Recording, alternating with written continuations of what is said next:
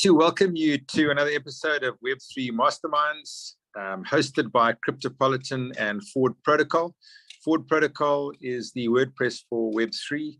We create blockchain toolkits in a no-code drag and drop environment to allow people in the Web2 space to come in and utilize the functionality of blockchain without needing any technical knowledge. And this afternoon, I'm really pleased to introduce Filip from Cookie3. Filip, welcome. Thank you, and thanks for having me. I mean, it is my first time participating in a streamed interview talk, so I'm both excited and a little bit stressed. So let's do that. Yeah, I'm sure you're going to be wonderful, Filip. It's great to have you here this afternoon, and looking forward to getting some of your insights in what you do in your business, etc. So let's just start off. Maybe you could just tell us about the Cookie3 platform, how and why you guys created it, and what your vision is. Yeah, sure. So simply speaking, we aim to become something like Google Analytics is for Web 2. So we aim to become something like this for Web 3, entire metaverse. So what it means is that we are analyzing, gathering, and processing the on-chain data from public blockchain networks, also matching them with some off-chain data from few sources in order to create really precise behavior profiles of the individuals. So literally every existing and future Web3 user for understanding the behaviors, for providing the services for our B2B customers, like simply speaking. This is it. What is our vision, and what is the aim to achieve in the coming months and years? So yeah, we are analyzing particularly everything that is accessible on the blockchain, also gathering some data from internals, from like off-chain sources, like internal data from metaverse platforms, play to earn, DeFi protocols. Also on the further stages of the development, we'll be implementing some off-chain data aggregation directly from Web 2, but maybe I will talk a bit later about that. Yeah, sure. I see that Cookie3 is the first analytics program that translates on-chain data into behavioral profiles of individuals. So yeah. What does that mean? That means that, for example, by interpreting your data based on the history of your wallet, for example, or some few wallets you have, because it's quite obvious that no one has only one wallet. So we are also modeling and providing algorithms to combine the wallets that are owned by the same person. So for example, based on those 6 wallets you are, for example, using, and all of the other wallets that on the other chains that you are also interacting with, we are analyzing all the data that are accessible there, in order to interpret your interests, your segmentation, your characteristics, your frequency of activities, types of activities, and in which fields you are most interested, if your activity trend is slowing down or rising, and so on. If you are a dumper or strongholder, if you are a newbie or like advanced liquidity provider, we can all identify that and interpret from the on-chain data. Okay, that's excellent. So who are you actually gathering the data for? Who are your customers? Yeah, our main products that we are implementing right now, because for example, one of our first products went live last week with this ads targeting solution. So for example, yeah, this is the first implementation that we introduced. Yeah, I saw that. Congratulations. That's great. Thank you. Yeah. So this is like really pretty sexy thing to talk about, because we together with AdSense, which is our strategic partner, we introduced a first of its kind ads targeting solution in the metaverse. So for example, all this stuff that I mentioned about interpretation of the data directly based on the wallet address, public address of the wallet, we can, thanks to that, target, for example, ads, thanks to which the conversion rate of the advertiser is much higher, because they are targeting and they are reaching only those guys that are interested in particular fields that this project is, for example, providing, thanks to which you are not spammed, for example, by random ads on the side of the user of Metaverse, for example. The first implementation was done in Decentraland. And on the other hand, as an advertiser, you are gaining much higher conversion rate in terms of attraction of clicks per views and so on. So does it function very much the same as AdSense would? Yeah, exactly. I mean, okay. This is like, Facebook ads, Google ads, all of these guys are doing this stuff. This is like one of 10 implementations we will be launching in the nearest future. So it is not like our core product that we are focusing only on targeting ads. We are the analytics provider for the ad shares, which is the marketplace between the advertisers and the publishers. So we partnered with them because they needed like analytics provider for extending their offer in terms of targeting those ads. But yeah, we have like a bunch of our other products that we'll be launching in the nearest future. For example, behavior scoring of the investors. So for example, it is intended for all new projects that are entering the space. So whenever you'd like to launch on IDO with some launchpad or do an airdrop or maybe NFT collection, you can start scoring your potential investors to condition the size of the allocation, the size of the claimable tokens in the airdrop, or the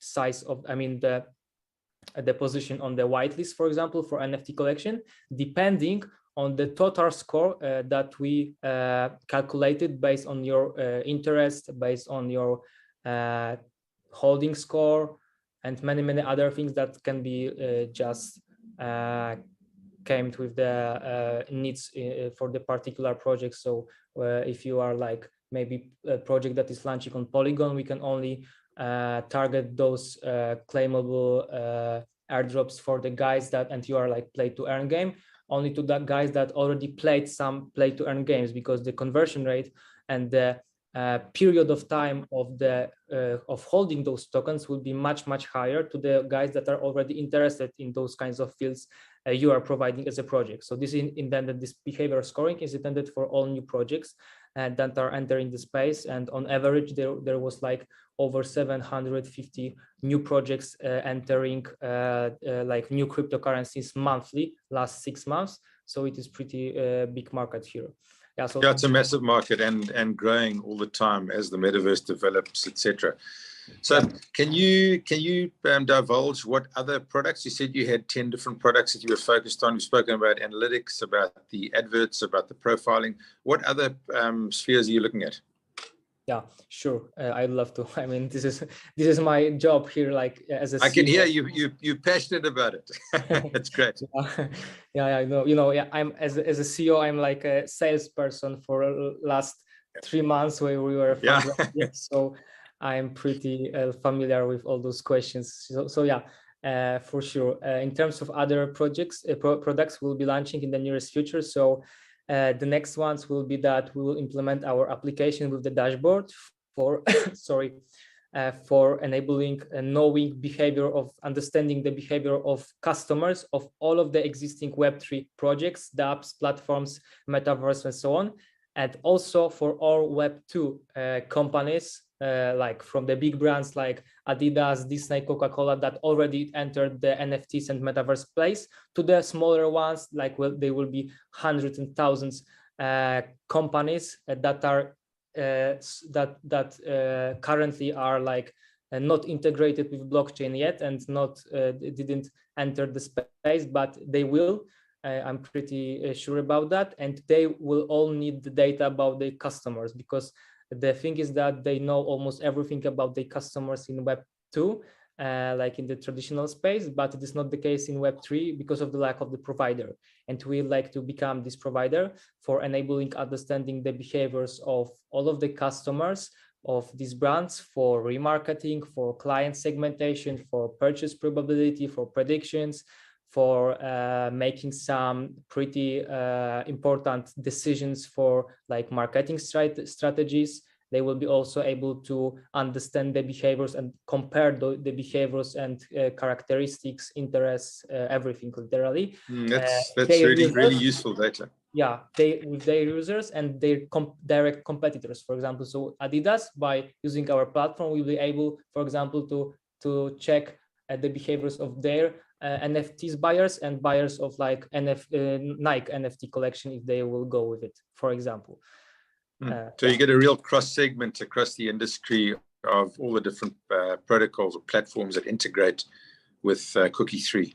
Yeah, I mean, the thing is that they only need to integrate somehow with blockchain, because our, like in Google Analytics, someone told me that we are not so sexy because it's not so reasonable from the business point of view to create standalone Google Analytics without the Google. But our Google is the whole blockchain. We are analyzing blockchain wallets, and this is the thing that we don't need to create Google at first because it is already created. This is the public blockchains. And whenever someone is integrating with the blockchain, we are getting the data, because to start using blockchain, all of the users of some specific company need to have and use their wallets, which are the behavior profiles in our understanding.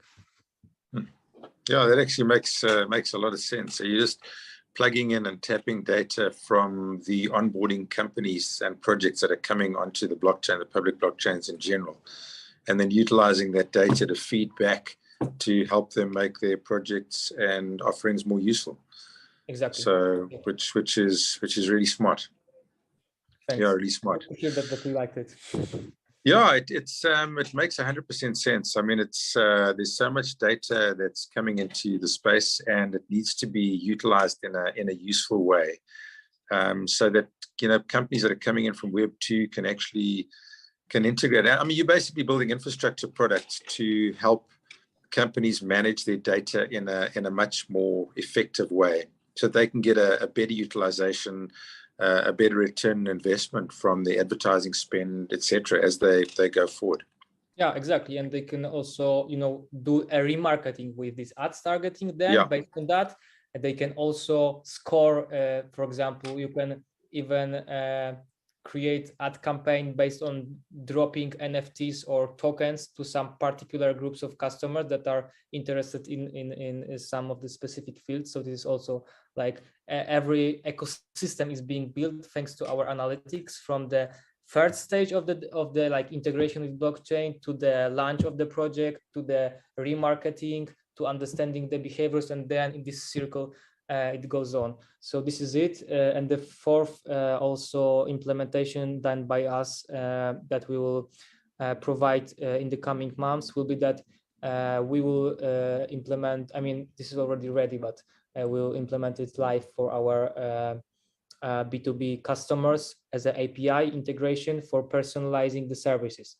So like every social media in Web 2 is already personalized based on our cookies, based on the device we are using, history of ours, geolocalization, time zones, and so on. But again, it is not the case in Web 3 yet because of the lack of the data. And we are the ones that would like to provide this opportunity and possibility for the whole market, for all of the existing platforms, from DeFi protocols to Metaverse platforms and play-to-earn games, to start personalizing, and all new ones as well, to start personalizing, individualizing the content there, because the content for like newbie that was scammed at the last 3 trades can be pretty much different on the even on the DEX. It can be conditioned and personalized for the newbie and for the like experienced liquidity provider, for example.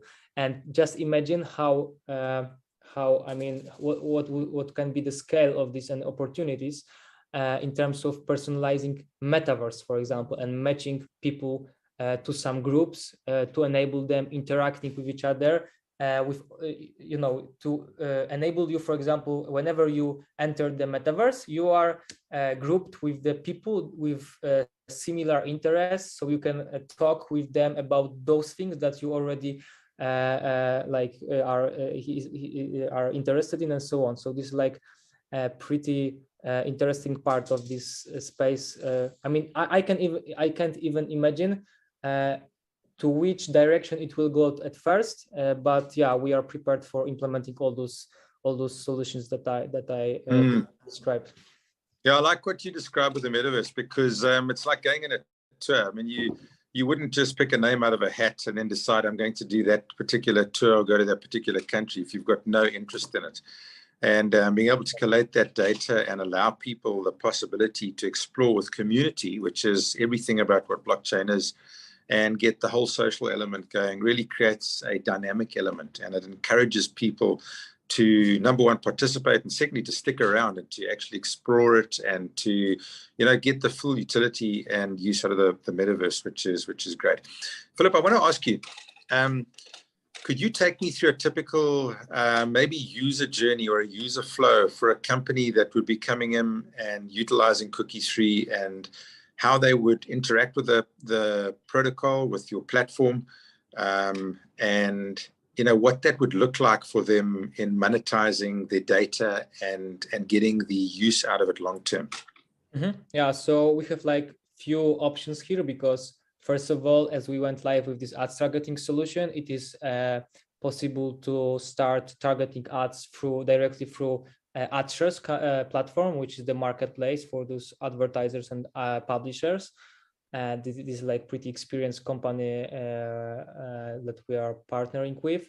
So this is the first one. So you are like, as a business, you are paying, for example, for particular number of the views of some ad banner, for example, like in every Facebook ads or Google ads, you are doing the same. The second case will be for scoring investors. So it will be paid at once. And we will enable that for all of the new projects that are entering a space and that are interested for selecting and filtering the investors and the holders and the future users based on our behavioral scoring. The case with personalization and the second case with understanding the behaviors of the individuals, of the customers of your platform, will be available on the subscription model via our application. So again, if you are staking our token, for example, you will be discounted for all of the products. Without that, you will be also able to pay in fiat in case of the revenue structure. So it looks like it doesn't really matter for the token growth and token value growth, because even if in that case, if you pay in fiat, we will buy back and burn our token, like in 30% will be burned. After introducing DAO, 30% will go to the DAO fund, but before it will be burned. 20% will go to the rewards for the community and the stakers. I can also talk a bit about our value sharing policy and model, which is quite interesting here, and we are really proud of it. And 50% for the maintenance of the product. That means just the product development and the operations of the company. Yeah, thanks. I'd actually like you to talk about your value sharing and maybe just to touch on the cookie token and utility. Sure, yeah. So there are like few different utilities of our token. First of all, we will be implementing DAO structure as I briefly described. So this DAO membership will be directly correlated with staking of our token. So for example, to stake our, to become DAO member, for example, you will have to stake our token for some minimum period of time with some minimum amount of tokens. And the same with becoming, for example, council member. You will have to stake even longer with some minimum amount of the tokens as well. So we will be only enabling to become a member and a council member to the guys that are really thinking about the project in the long-term perspective and are engaged the most. In terms of this value sharing program, which is quite interesting, because what is also the difference between like all of the existing companies that are analytics related on the blockchain and don't have a token, because there was like plenty of questions when I was starting fundraising. Okay, guys, the project is brilliant and so on, but for what is this token? I mean, yeah, why do you need it? Yeah, and the reason is pretty crucial here, because we as the, there are some companies like doing it as well, but this is pretty valuable thing, because we will be sharing our revenue. So we will be sharing the value that we are monetizing with all of the owners of the wallets that we are profiling, for example. So whenever you will be profiled for targeting ads, for personalizing the content of the DeFi protocol that you signed in, or the Metaverse platform that you signed in, whenever Adidas will analyze your behavioral profile and get some stats about that, or whenever there will be some behavior scoring for airdrop or NFT collection, we will share some exact percentage of the revenue directly with you. If you are our staker, we will like multiple that by like 4 times, for example. So just as a sample, it is not an official statement. So for example, as a staker, you will be earning like 20% of the revenue from the each transaction we are monetizing. And it's a big incentive. Yeah, and that's a big incentive. Yeah, that's why I'm saying that it's not official. It is. Yeah, no, I'm just saying, but it makes sense in monetizing it like that, because it allows you to engage with people, and it allows them to stay around, because they can see as the platform grows, the incentive grows, and this is paradigm shift. This is this paradigm shift we see, that our ambitions are not to take over the market to become the next tech giant like Facebook, Google are currently. Our ambitions are to do that, but with the people, with our community, and to share this value with them as well. To become a monopolist, but maybe to become a monopolist, but with the people on the board, for sure. With the community, yeah. That makes a lot of sense. I suppose when the DAO structure comes into place, there's opportunity for people that want to be part of the project long term to really participate in the governance, and to, just to shape the future of, what you guys do as a project, which is a great opportunity for people that are looking, to engage long term. So Philip, just wanted to ask you more in general, if you could let me know, what do you think about the state of the blockchain industry at the moment? We've come through, last year we had a big bull market, and then sort of went bearish, and now it's almost in a neutral state. What are your thoughts for the rest of this year? Good question, because you are on this stage that it is really hard to say on which stage we are. If you are exactly, we're sort of in between. Yeah, but if I would bet, I would bet that we are at the beginning of like not the bear market, but most probably like the next bull run or something, like green months are coming, frankly speaking, in my honest opinion. But this is the speculative part of thing, and I'm applying to prices on the market. But the thing about the stage of the development of the blockchain space is much more important, I would say. So and I would say that we are on this stage like the silence before the storm. And by the storm, I mean the probable exponential growth of the blockchain, NFTs, metaverse industries. But I tend to believe that the regulations are the last missing piece of the puzzle to achieve that, to start this race. And whenever they come, the blockchain space will like thrive like never before. But they have to come at first. Yeah, when I chat to Key about Forward and what we're doing, and creating infrastructure, you're right. You've got the volatility in the market, and that's driven by market indicators and price, etc. But what we're actually building is a long-term project, and so you focus on the technology and the utility that you can create long-term for the growth of the market. And it's not really dependent on what happens today or tomorrow. It's dependent what happens over the coming years as you build community and your products get integrated with Web 2, and you can create real functionality and a proper use case of products that are useful to people to help them actually grow their businesses and do that. So what you said is very true. It's I also think it's we've gone through maybe the worst, and there's a lot of optimism. It certainly looks like that when you look at the market. And I certainly hope so, because that always brings in new people. And the more people that come in, the better it is for all of us, because it allows the space to grow.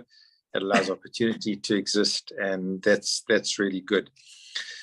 So maybe we could just chat a little bit about NFTs and the metaverse. You touched on it a little bit, and we could maybe take them individually. I know with the metaverse, we're in a space now where we're sort of in that hype phase. Like, it's really going up. There's a lot of hype, and maybe when the hype's over, it'll taper off a little bit, and then the builders will start and actually really start building the infrastructure for a fully fledged metaverse in whatever form it ends up being. What are your thoughts around the metaverse and the way it's developing, and how far into the future can you see? I mean, what do you think it's going to take to really build it out and create something useful? I would say that we're on this really, really early stage in metaverse and NFTs as well. There will be, like, for sure, few bear markets in the coming years until we get this really mainstream adoption, because I think that the situation we've experienced last year was just a sneak peek, but really significant one in terms of, like, changing the shifting the perception of this metaverse stuff and NFT stuff. And I would say that's why it was so significant.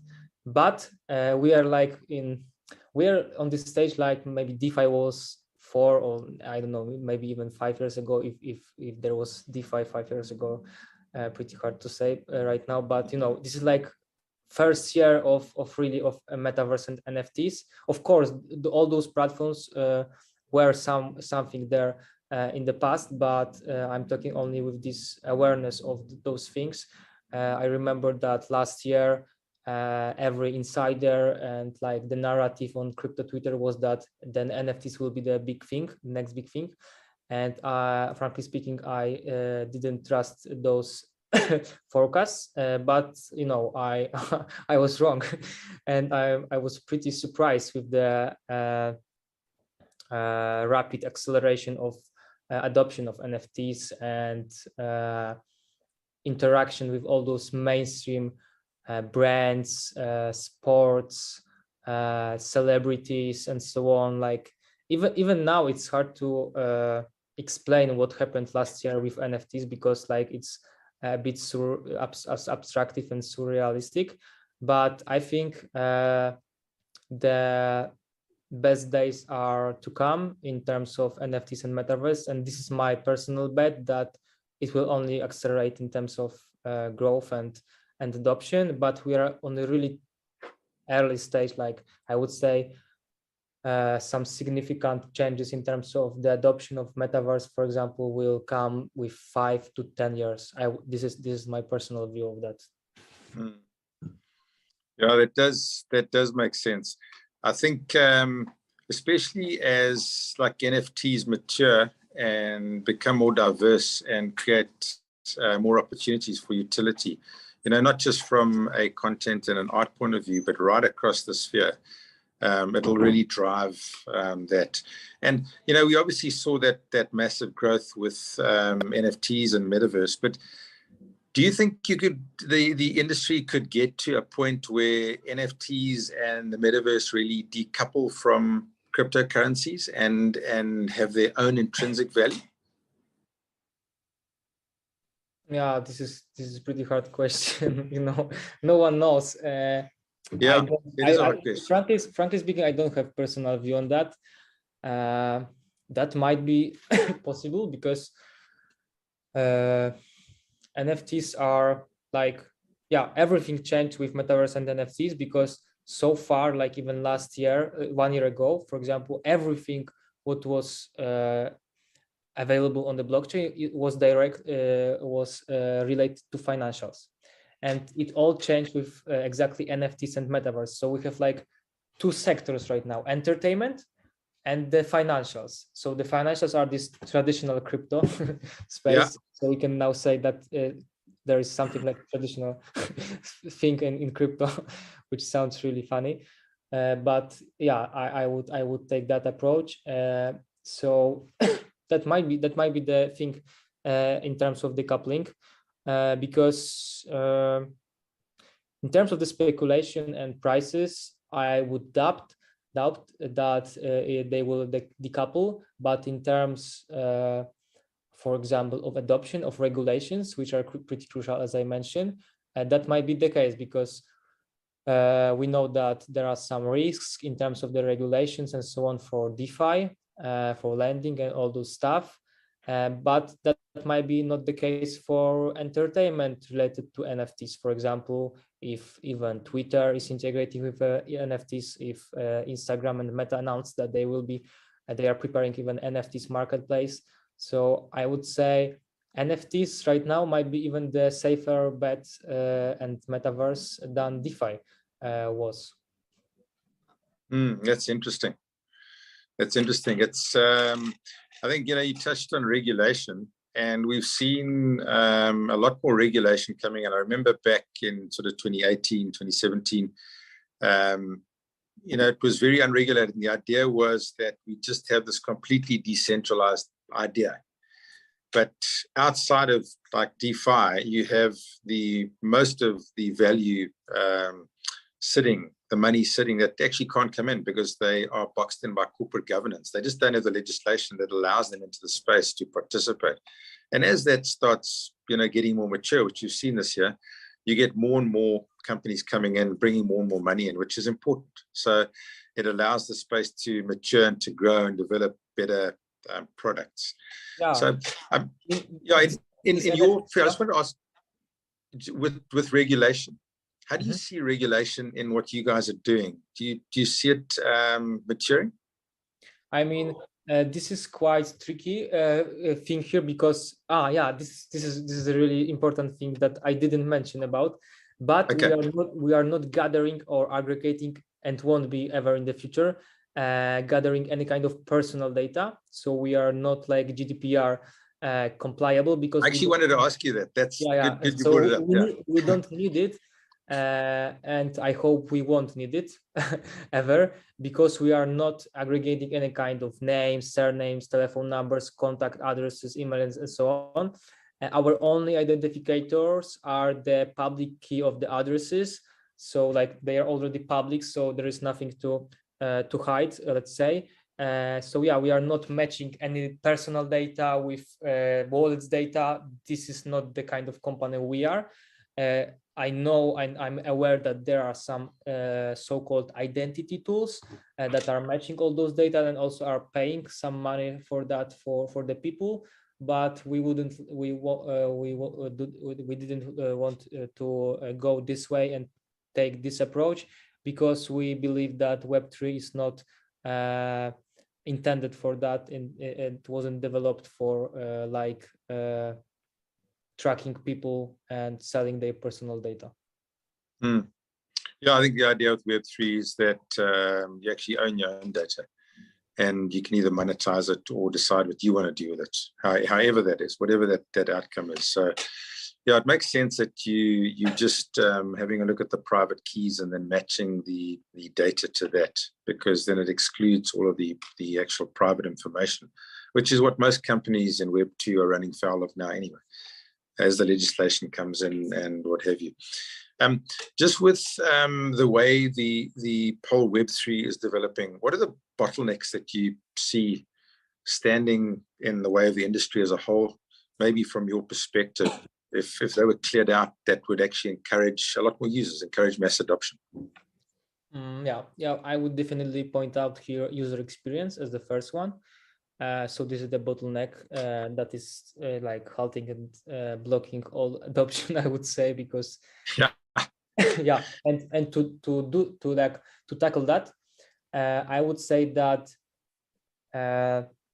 we should wait for so advanced solutions that will integrate with blockchain, and people will start using blockchain tokens, NFTs, without even knowing about that. And that would be the kind of the stage of user experience that I'm looking to in terms of like possibility of mass adoption. So this is the first thing. The second thing is, of course, transaction fees that are too high. They have, they have to fall. Yeah. So like all these calculators about how much we spend on those transactions are like a nightmare for most of the people. So yeah, looking forward for Ethereum 2.0 to also smash through that obstacle in the coming months. I hope. And also with this user experience, it is the thing that we also like to support in terms of providing possibilities of the better user experience. For example, by enabling personalization of the services in Web3, which are not personalized yet, but we see it as a natural direction in terms of the Web3 development, because it is like a common thing in Web2, and as we imagine Web3 as a like paradigm shift, revolutionary, and so on. But until that time, until we achieve that kind of stage of the development, we should at least achieve that stage like Web2 is currently, which is quite like challenging right now. But we'd like to support those changes and this development in terms of providing next level user experience for the whole market by personalization, for example. So tell me how you think and see personalization developing in Web3. Yeah, I mean, I would say that first of all, we can personalize services based on the wallet's histories. And secondly, on the further stages, after implementing our integrations with internal sources of the data for like most advanced things. But in case of like what will change from the user point of view, I can imagine that like, as I mentioned, from DeFi protocols to Metaverse platforms, everything can be changed and personalized. For example, if you are like a newbie bought some scammed tokens in the last 2 weeks, and this is all your whole history on your wallet, I wouldn't show you the same content that I'm showing as a DEX, for example, for like liquidity provider or day trader with 3 years experience, for example. So I would show you like some helpers, and then for them I would show some shortcuts, for example, or some recommendations of some blocks for you, and some recommendations of some quick buttons for them, for example. And this is a basic thing. But in terms of personalizing Metaverse, as we already discussed, first of all, grouping people with each other, which can, I mean, it will change dramatically the way we experience the community, because when we reach the point that there will be enough people in Metaverse, like hundreds of thousands of people, the possibilities, what can we do with those people in terms of grouping them, in terms of like providing some services personalized for them, based on their history, based on their decisions from the past, and the trend in which they are going. It is pretty unlimited, I would say. So I would say that I'm 100% sure that I'm not aware what will come in terms of this personalization stuff, because there wasn't in any kind of the past, in any time of the past, there wasn't any kind of such possibilities, even for advertisement, like yeah. So you're talking about personalization from two different aspects. One where the user is indicating what preferences they've got, and then the other one from a data capture point of view, which is tracking their actual activity on the blockchain, via their private keys and their wallet, etc. And that should give you a pretty comprehensive, holistic look at, what they like, what their preferences are, and be able to predict, how they'd be best suited to interact in community. And exactly. I think it's going to be the biggest thing. Certainly what I see with blockchain and what have you, that the best communities will win, because that's what people are looking for. They like hanging out together.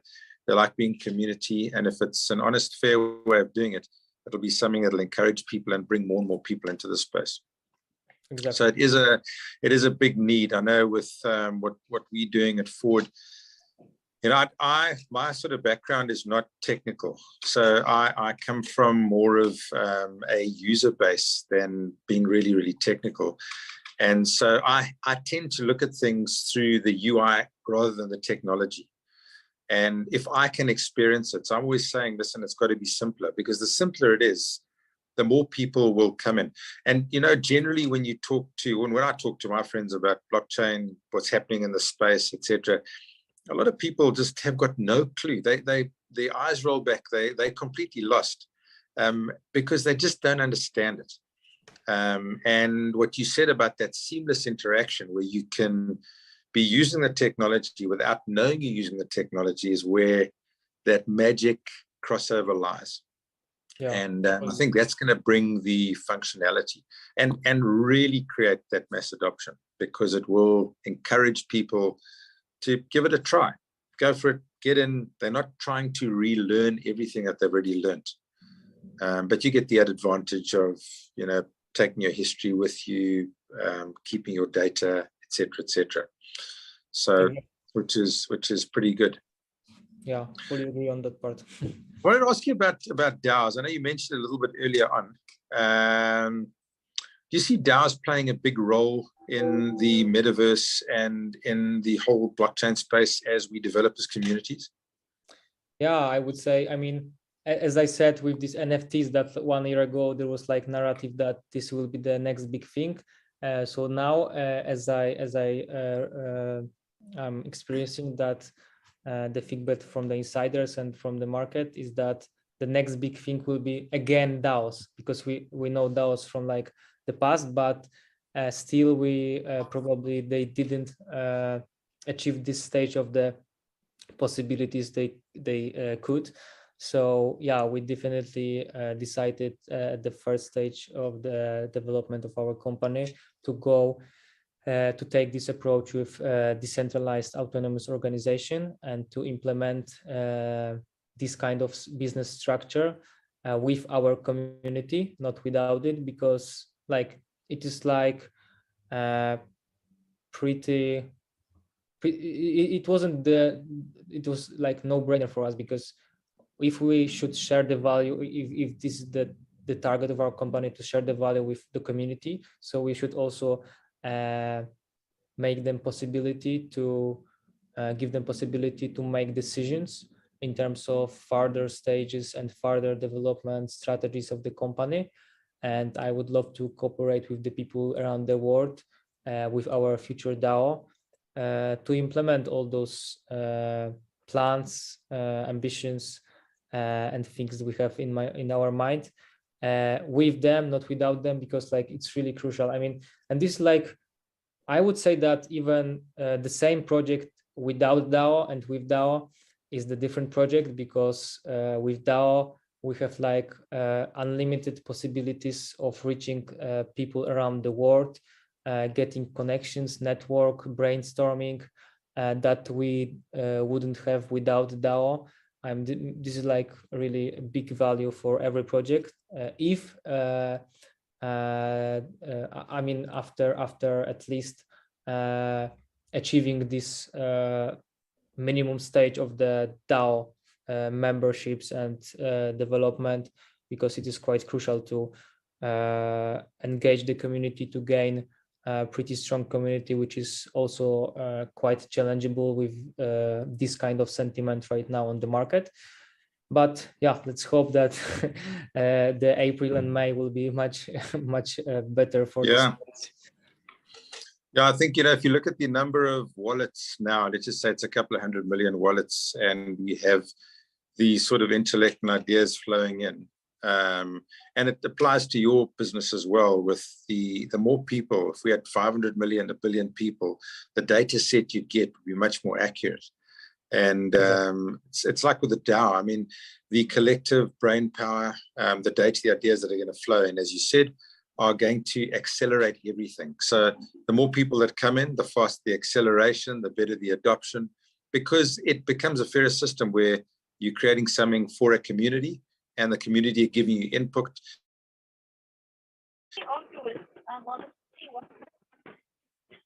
I stopped hearing you. I don't know if something happened with your headphones or something. Well, I think you might be on mute. Oh, yeah, now. I don't know what happened, but yeah, now I hear you. No problem. Do you hear me? It's suddenly just gone very, very quiet. Oh. Can you still hear me well, Philip? Yeah, I hear you, but you don't hear me. Yeah, I can hear you. I can hear you now. Oh, great. Okay, Great. excellent. So, I mean, it's been fascinating chatting to you. I think you've got an amazing project. I love what you're doing. It makes complete sense. And it certainly is going to be a valuable addition to Web3.